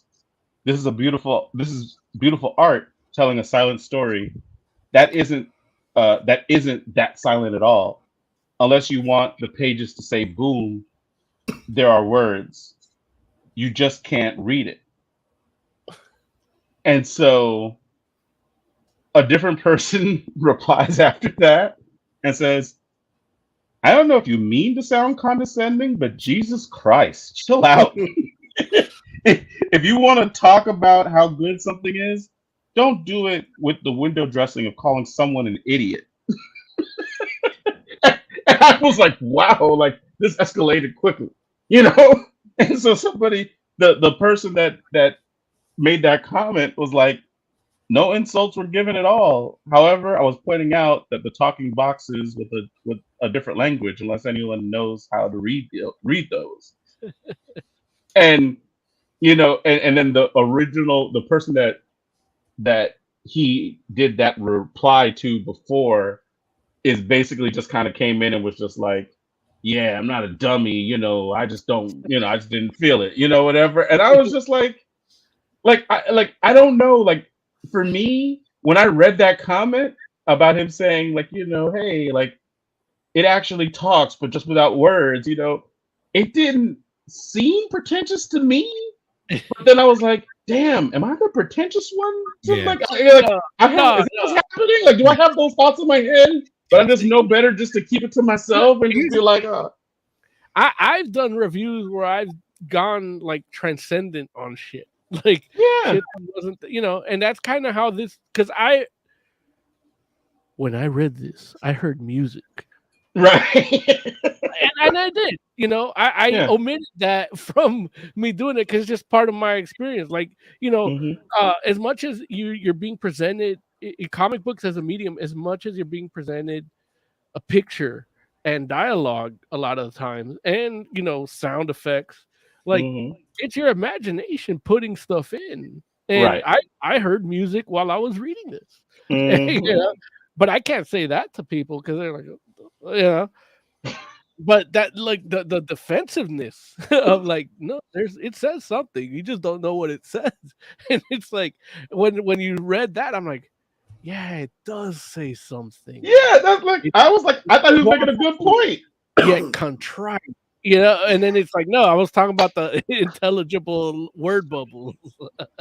But I was like, no, that makes sense to me. And then the dude was like, hey man, I don't know if you meant to be condescending, but chill out. And I was like, wow, like, he's like, you don't have to, if you like it, just say you like it. You don't have to call people idiots. Yeah. And I was like, what race was that person that was condescending? I mean, listen, there's no way to tell. It's all text, so who knows? But but I was just like, man, like, can we take bets to find out? Listen, obviously, like everybody on that joint is high strung. I'm not doing any digging in any of these people. Not me. Next thing you know, they're like, we should clip out our review and put it in there. But it cracked me up because I was like, wow, like, okay. Anyway, so we should do some ratings for this book. So let's start with you, Oz. Let's Step by Bloody Step, number 1. What would you rate it? If a picture is worth 1,000 words, this magnum opus of a Greek epic of a story transcends the universe. It was fine. I liked it. Like, I do have the sleeping in the snow thing bugged me, but it's like the first 2 pages and then they're done. I can just tear those pages off, throw them in the garbage, and enjoy the rest. There it is. Jay, what would you rate Step by Bloody Step, number 1? I would give it a 4 with the asterisk because my reading experience kind of sucked. So once I read it properly, it might be a 5. Okay, that's fair. Moses Magnum, what would you rate Step by Bloody Step? I give it a 4.5. The half point it gets, because this is a book that they know. Look, it's a number 1. We're probably going to get a certain amount of these. 4. I'm sorry, say that again. Yeah, 4. It's 4 issues. Yeah. Right. But like, I'm talking about the first issue. Like, how many copies are we going to print of these? Oh, got you. Yeah. So it's going to be a weird story. Like, how many covers should we do?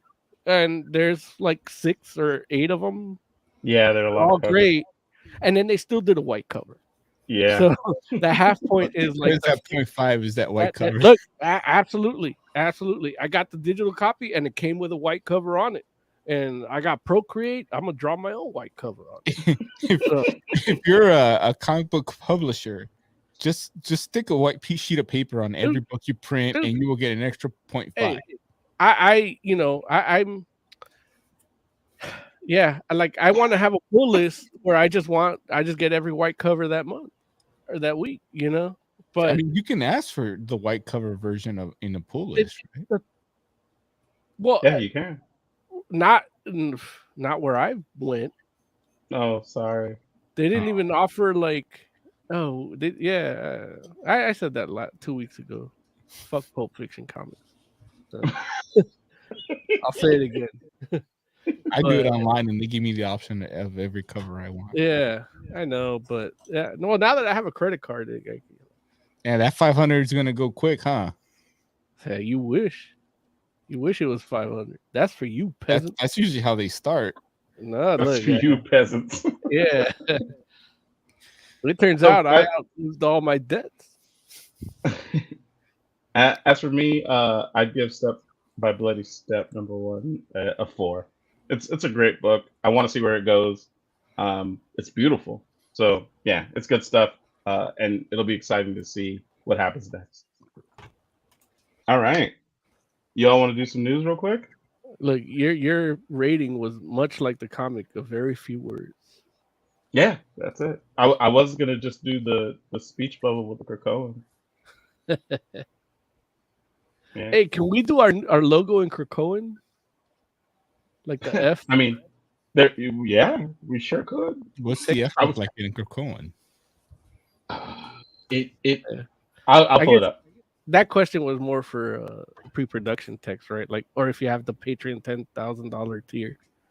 I think, I honestly think I can get a Krakoan font. I'm sure it exists already. Yeah, like we could do the dupe font, the Krakoan font. Shit, we might be able to do this font too. We just ask the dudes like, "Hey, what's the F in this language?" The Krakoan F looks like a tadpole. Perfect. All right. I'm gonna play this Mo deal and then okay, let's do it. We'll do news right after. You guys good with Perfection.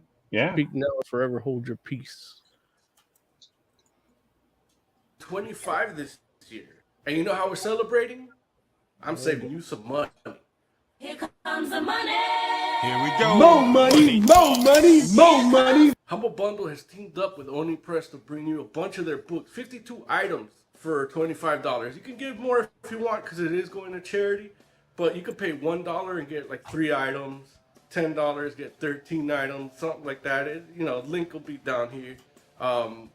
But yeah, they're celebrating and they're bringing Scott Pilgrim, Whiteout, all the stuff that made movies, Atomic Blonde, as well as really good books like Queen and Country, Lost at Sea, Kaiju Max, and one of my personal favorites, Black Metal. Now, part of this deal is that the proceeds go to the National Urban League. The National Urban League's been doing a lot of work with inner city communities and underserved segments of the population by bringing after-school programs, sports programs, tutoring, sometimes even housing. So when you're saving money and doing it for a good cause, it's not just a deal, it's a Mo deal.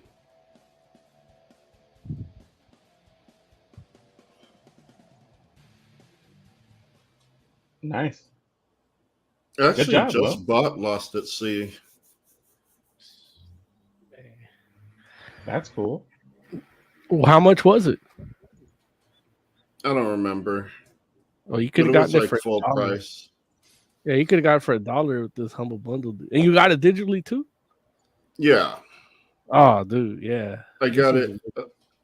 I wanted to pair it up with the Gingerbread Girl. Yeah. And reread both of them. I don't think Gingerbread Girl is part of this deal, but it might be. There's a No, lot it's of books. not, unfortunately.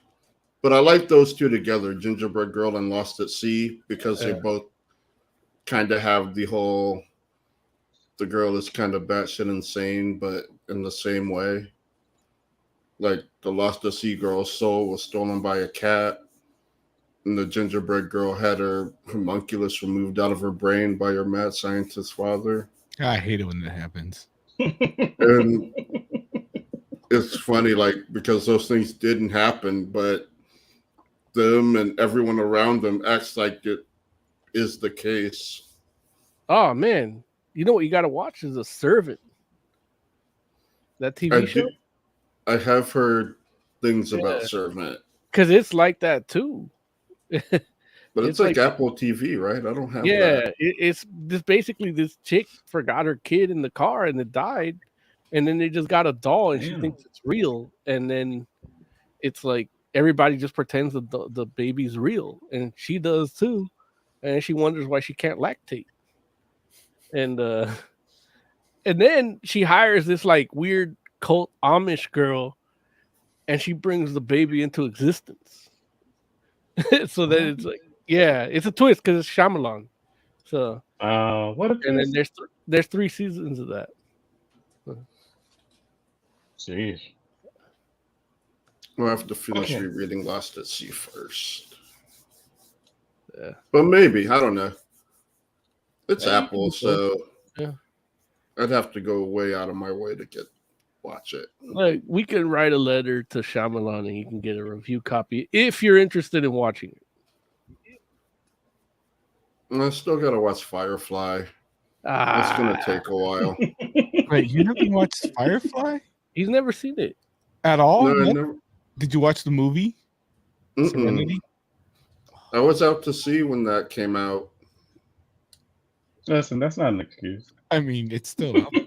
He was having a devil's triangle in the Bermuda Triangle when that. Like, we've been telling Jay to watch Firefly for years, just like we've been telling Mo to watch Firefly for years. And Mo tried. So I'll give him that. His narcolepsy, that's specific only to episode 5 of Firefly. It ain't narcolepsy if it's for one episode. That's just a bad episode. Even here, Big Man, I didn't get to do this earlier, but here, there are definitely some episodes of Firefly that are forgettable, especially in the middle of the season. And guess what? Episode 5, middle of the like, I fall asleep at the actual timestamp of the middle of the season.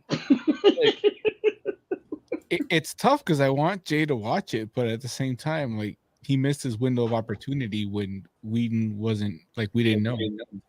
Hey, look, nobody cares, really. Just women, and we're not women, right? Well, 3 of us aren't.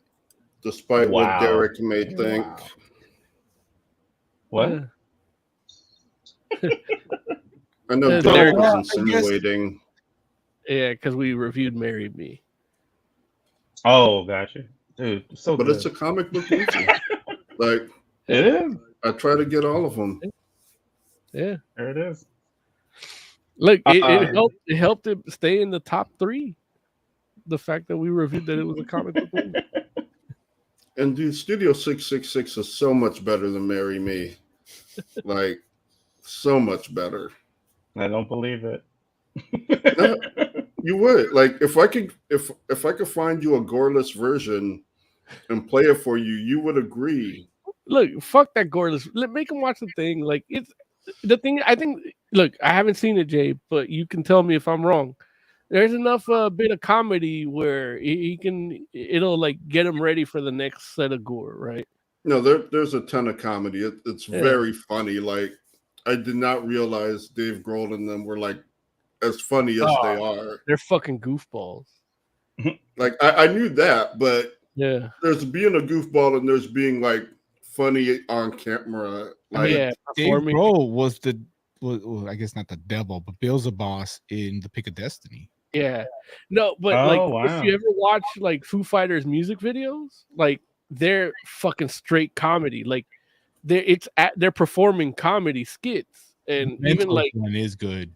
Which one? The one where it's a Mentos commercial. Right. There's that one. There's the one where what was it? The one Learn to Fly from Me, Myself, and Irene, and it's like Tenacious D is smuggling cocaine on the plane. And then the effeminate steward guy, the flight attendant, is Dave Grohl, and he accidentally drinks it in his coffee, and he goes nuts. And then Dave Grohl is also, they do like the Nutty Professor thing. Dave Grohl is also the like smitten teen that actually sees Dave Grohl and recognizes him from the band, and then blows him. So he blows himself in the music video. And then Taylor Hawkins, the drummer, is like jealous that Dave Grohl is blowing Dave Grohl. Their videos are hilarious, dude. Like, they're, and then there's Dave Grohl did a Saturday Night Live appearance where he was like the drummer in like, for a wedding, the groom decided to reunite his high school punk band, and Dave Grohl's in it, and it's fucking like Dave Grohl. I was like, that's the first time I saw him be funny without the music videos, and I'm like, dude, that could just be a comedic actor. Wow. So Larry, you gonna watch it this weekend? Nope. Well, we're reviewing it next week.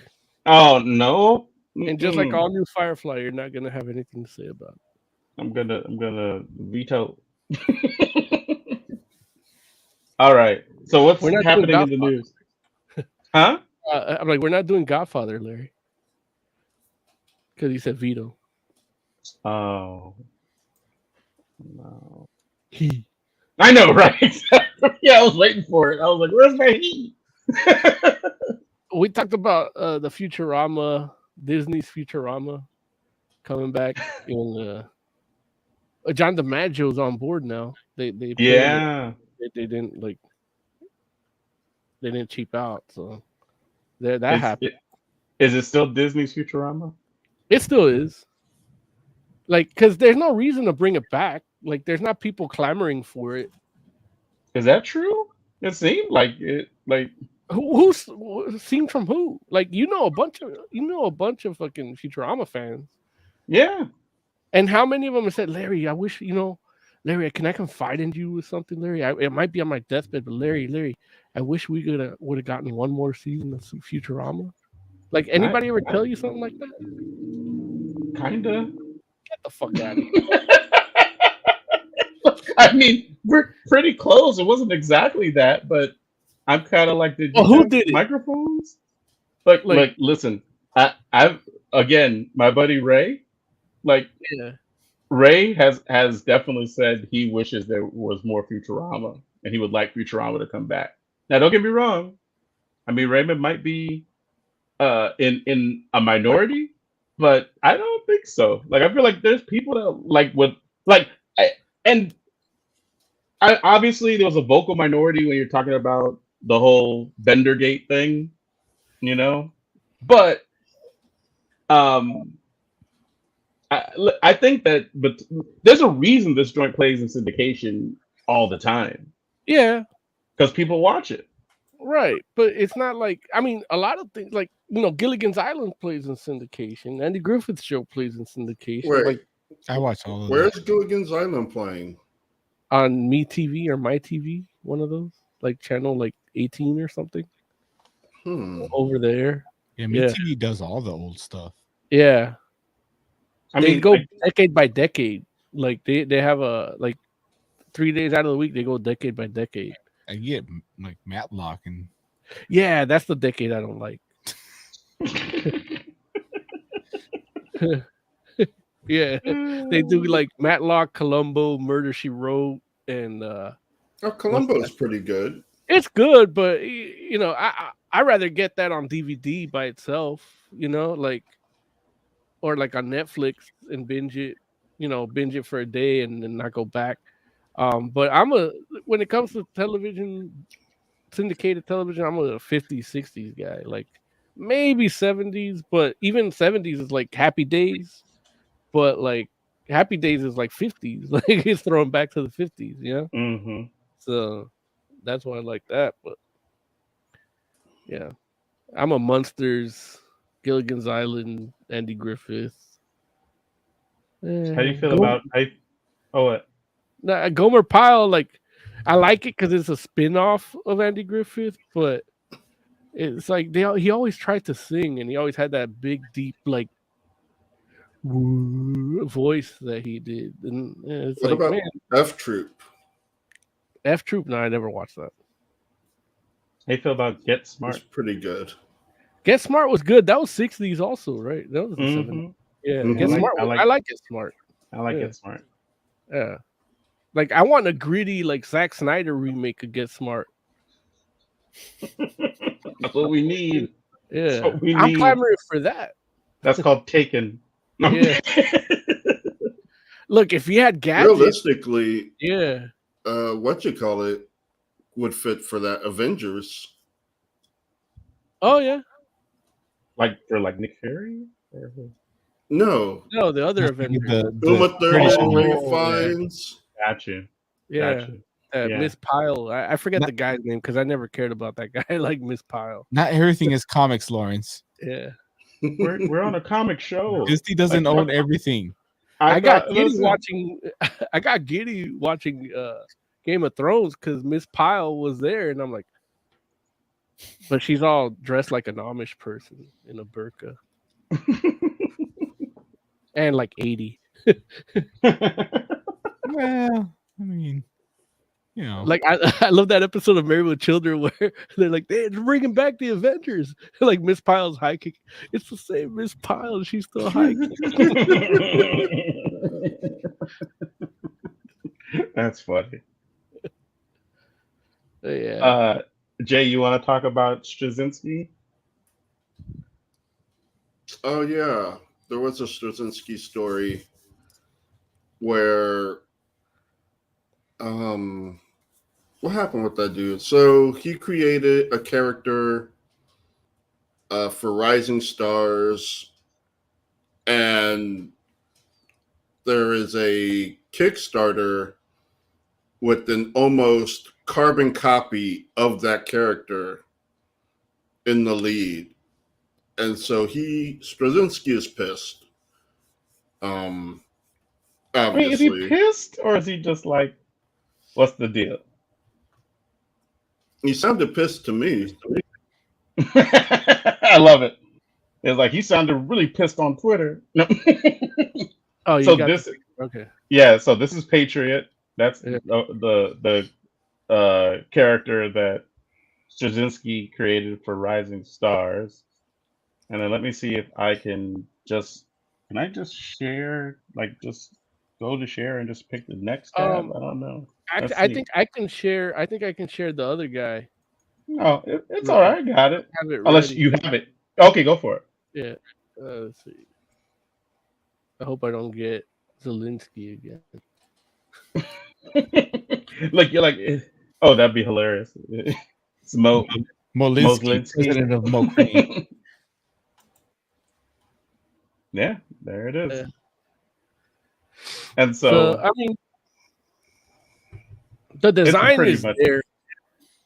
I'm more Like, bothered I- that doesn't like clothes. Yeah. that it doesn't look like clothes. No, the Like, belt doesn't have a buckle. Like it's just like hanging on the side. Yeah, it's definitely that feels very Liefeld inspired. Yeah. I mean, but I mean, it's obvious that is like it's interesting. Like this was another thing where I was looking at the comments, and people were like, "Well, there's only so many ways you can create a character that's wearing the flag," and it's like, what? Like, it's like, my guy, like, just look at the composition of the costumes. Like, there's no way that you can look at one of those and look at the other one and be like, okay, like obviously they've seen that. Like the with the way that they have like the diagonal and the friggin' way. Yeah, you could at least like diagonal it the other way. That's what I'm saying, right? And like it's still a rip off, but like okay, at least he was trying. Like right. that's Go the ahead. C students, of the world trying to make comics. They're like, you know what? Without the cape, it doesn't look the same. And it's like that's crazy talk. It's Yeah. like But it's like they're I don't getting- even understand it. Like for somebody to be like, because somebody was like, "Oh well, Patriot's just a carbon copy of Captain America," and it's like, what? Like that's somebody. I'm like, you obviously didn't read Rising Stars. Yeah, that's and how you that's the feel thing, about like, that joint. but that's you put Captain America and Patriot together, and it's like, okay, you can see some of the homage, but it's still not like a rip-off design. No, like not this at all. guy, this guy's a rip-off design, and it's like, okay, your story for this dude better be really fucking good if you're gonna do this, you know? Because like even you look at like a Captain America story and then you look at Patriot story, it's like, okay, you want to talk about the costume, there's only, it's ripping off Captain America, and then you read the fucking story for fucking Patriot, and it's like, dude, Steve Rogers, he's the epitome of white male privilege. Yeah. And it's just so crazy because it's like for someone like J. Michael Straczynski, who like, that character was originally named Flag. Yeah. And it was like Flag with 2 G's. Yeah. And then he realized that there was, or was brought to his attention that there was already a comic book character with that name, Yeah. and he changed it immediately, like himself. Like he was like, "Oh, I'm so sorry." Changed it and even incorporated the name change into the story, Yeah. which is like, dude, like it's so awesome. Like it's like so for like a guy that will go to that kind of lengths just to make sure that he like doesn't step on somebody else's toes in regards to like the whole creative space, and then for somebody to come in and be like, oh, hey, just out here trying to make things happen. It's like, but don't get me wrong. Like I will say this, I think that there was a Kickstarter that was, I guess, promoting that the character's name, I think, is Sergeant Flag, actually, or something like that. And I think the Kickstarter has been suspended as of now because I guess they're going to retool the character or something. I don't know. I don't know what they're going to. That's some bullshit. I mean, what? They should have just kept going? Own it at this point. Like I'd be like his catchphrase is "take a knee" as he breaks your knees.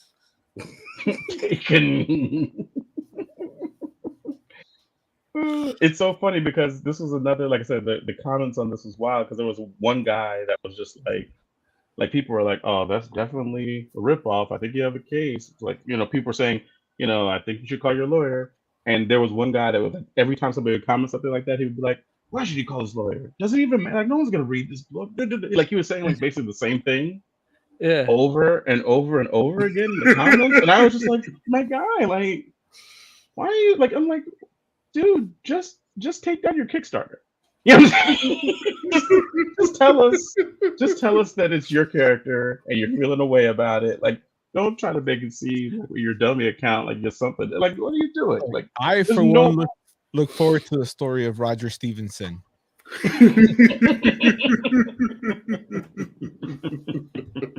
Exactly. It cracked me up more. That's a comic that merits a reading now again. Oh yeah, dude! I'm telling you, Rising Stars. Rising Stars is so good. Like I'm surprised that I'm assuming Straczynski doesn't want to do anything mass media with it yet, because I can't imagine that somebody hasn't at this point. Yeah, because I'm saying his price must be too high, or not too high, but higher. Like he's just like, hey, or he wants some kind of creative control. I could see that too. I think creative control is a big part of it because he's worked in TV and he's adapted things for like the Twilight Zone and stuff and Babylon 5 and so he's like, you know what? There's money here. Like you can't just take my shit. Yeah, and I'm not mad at him. Like, you know what I'm saying? I'd rather have something, even if it's terrible, but he's like he backed it and it's his decision. I'll take that over just a bastardization because I mean, the shit with Critical Mass and all that, like the closest thing we had to that was like the ripoff of Rising Stars, Heroes. Yeah. And so, anyway. I don't know if you guys ever saw like the special features for like the real Ghostbusters, but it's like super interesting, the story of like how they kind of like fucked over J. Michael Straczynski. Like they messed up all his ideas and like they went from being like the #1 show to like dead last after like messing up all his ideas, that they were like begging him to come back and try and fix it. And but at the end it was like there was only so much he could do. Right. And it ended up just final season, but it was like this. I'm sure he doesn't want to go through shit like that if he can avoid it. What's happening in the news, folks? Marvel did a shitty ass cover. Is that really news though? No. Oh, how dare you? How dare you? What new series that's coming out? Act like they don't make these amazing covers throughout all these books they come out with have amazing covers. And you go look at the one and be like, oh yeah, that's what Marvel does. Terrific cover. It's like whatever. I don't think that's. I think they have more trouble with the headline. than the actual story. But damn it, I don't even have the press release on me with the new phone. There's a Hulkling and Wiccan series, and they released the cover, and I'm like, they sent this out as a press release, and I was like, dude, like that's a bad cover. Like it looks like a kid like drew it. When you put it, I thought that was like somebody commissioned a white cover, and that's what they came up with. Yeah. That was, Honestly, for a white cover, that's amazing.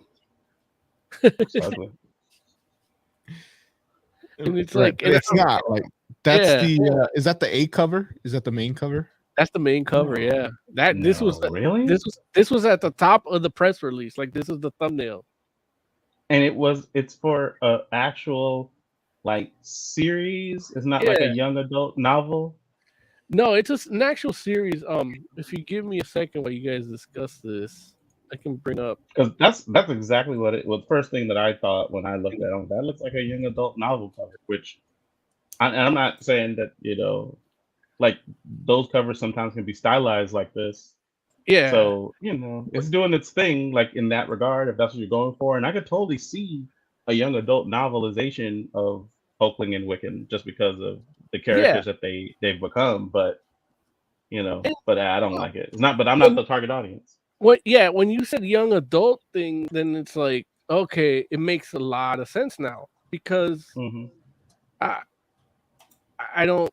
I think that's probably the feel of the book. And let me search Hulkling here. But I don't really know. Like if it might be the feel of the comic, even though it's still just a bad cover. Like who did that cover? Do you know? It'll tell me right now.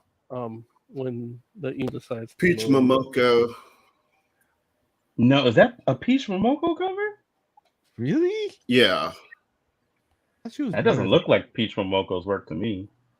It is. Check out mesmerizing new covers by Peach Momoko and Luciano Vecchio.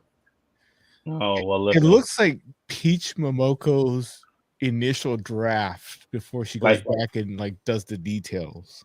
Well, listen, this is the official proof that Peach Momoko's making too many covers. That young lady is overworked, and she's slipping because that cover, like, never in a million years would I be like, oh, that's a Peach Momoko. Yeah, too many loads. Good ones. It says just in time for Pride Month, the latest chapter of the saga of Hulkling and Wiccan comes to comic shops this June. First released in vertical digital format on Marvel Unlimited. Oh, that's what it is. Okay. Writer Josh Trujillo and artist Jody Nishijima's acclaimed Hulkling. See, now this looks like a Jody Nishijima cover. Like it looks like one of those Japanese. I don't like that the W looks like it's dripping with jizz. Now that you call it young adult. Like I just noticed that. I didn't notice that until Lawrence called it young adult. Now you can't unsee it. No, I can't. I'm glad I don't read this book now. I'm gonna put the variant cover right now. Let's see. Stop sharing. It's interesting because so this is like the Marvel Unlimited run, like back in the day, like basically put into print. But right now, like Hulkling is literally like the king of space. Like in Marvel Comics, like Hulkling is like he's banded together the Kree and the Skrulls and like is the king or the ruler. He killed the tree people. Wait, but isn't someone if the Kree and the Skrull are united, what's going on with the one princess girl that's being hidden away? Oh, you're talking about from the with the Shi'ar? Yeah. Like you're asking like who's attacking her? I mean, she's in space. They're in space, and he's the king of space, right? Yeah. I mean, well, he has basically the biggest. I mean, I guess for all intents and purposes, the biggest like army and group of like the biggest kingdom in space. But technically, it's like you still have the spacefaring Wakandans. You got the friggin' like the Shi'ar. You still have chameleons, and you still, of course, you got really the mutants, right? Like Storm is the regent of Soul now, so it's like, wait, when did that happen? Look, you're behind on your X-Men. Well, yeah, like it happened. Like planet-sized X-Men, I think is maybe the first time you kind of get that. I think, if I'm remembering right, if it's not planet-sized X-Men, it might be like the issue of X-Men right after that. I gotta catch up on my X-Men.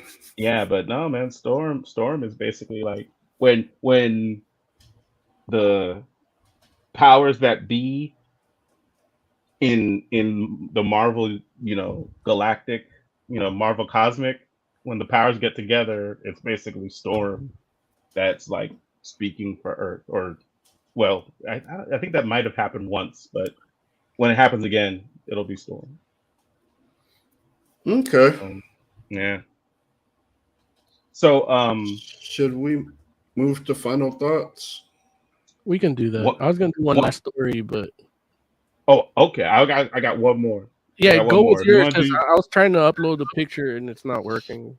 Okay. No, there's no picture, but Mark Wade was on a podcast called Spec Tales Podcast, and he just basically put it out there saying, if you have your copy of Irredeemable #1, or if you see copies of Irredeemable #1, you might want to go ahead and pick those up now. And so putting it out there, like, damn it, that their stock might be going up soon for a reason that he could not disclose. So,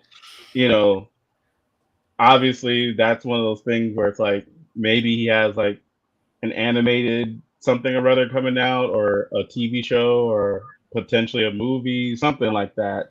So I'm putting it out there, share, spreading the wealth with you good people.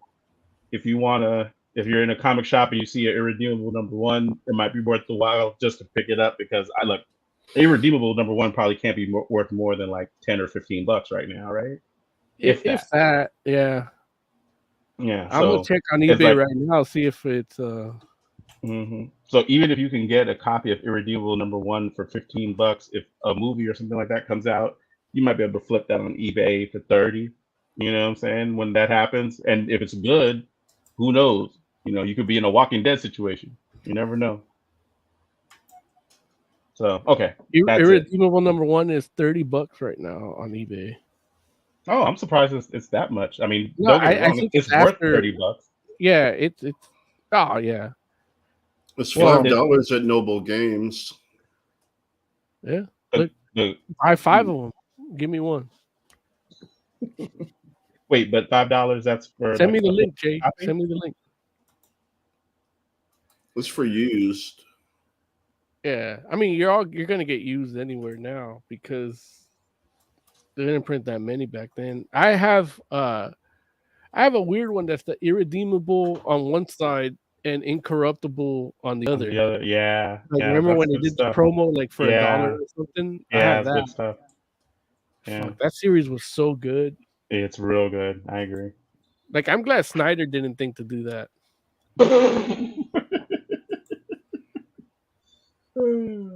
All right, let's get out of here, folks.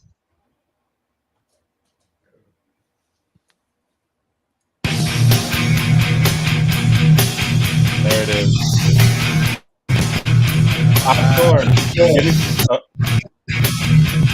Give me some final thoughts, man.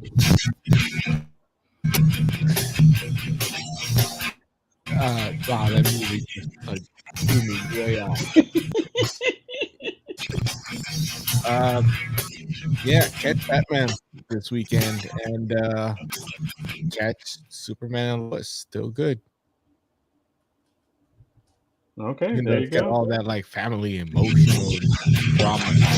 Still, it's still a good show. Not really Superman, but Still a good Superman show. Right. Okay. Jay, final thoughts. I don't remember what my final thoughts are. What are you thinking right now, Jay? Just put it out there. Cheese. He doesn't like Was that your thought, man? He's a cheese. Now he's thinking of cheese. he doesn't like Moses Magnum. Final thoughts. So yeah, Larry, your congratulations on becoming a TikTok star. You're a sensation. And if you want to find out why, you got to follow us on TikTok. Fantastic Forum on TikTok. Yeah. For the entire Fantastic Forum, thank you all so much for hanging out with us. We do appreciate you. We'll be back next week. Until then, you know, be good. Be good to each other. It's Fantastic Forum. We're out.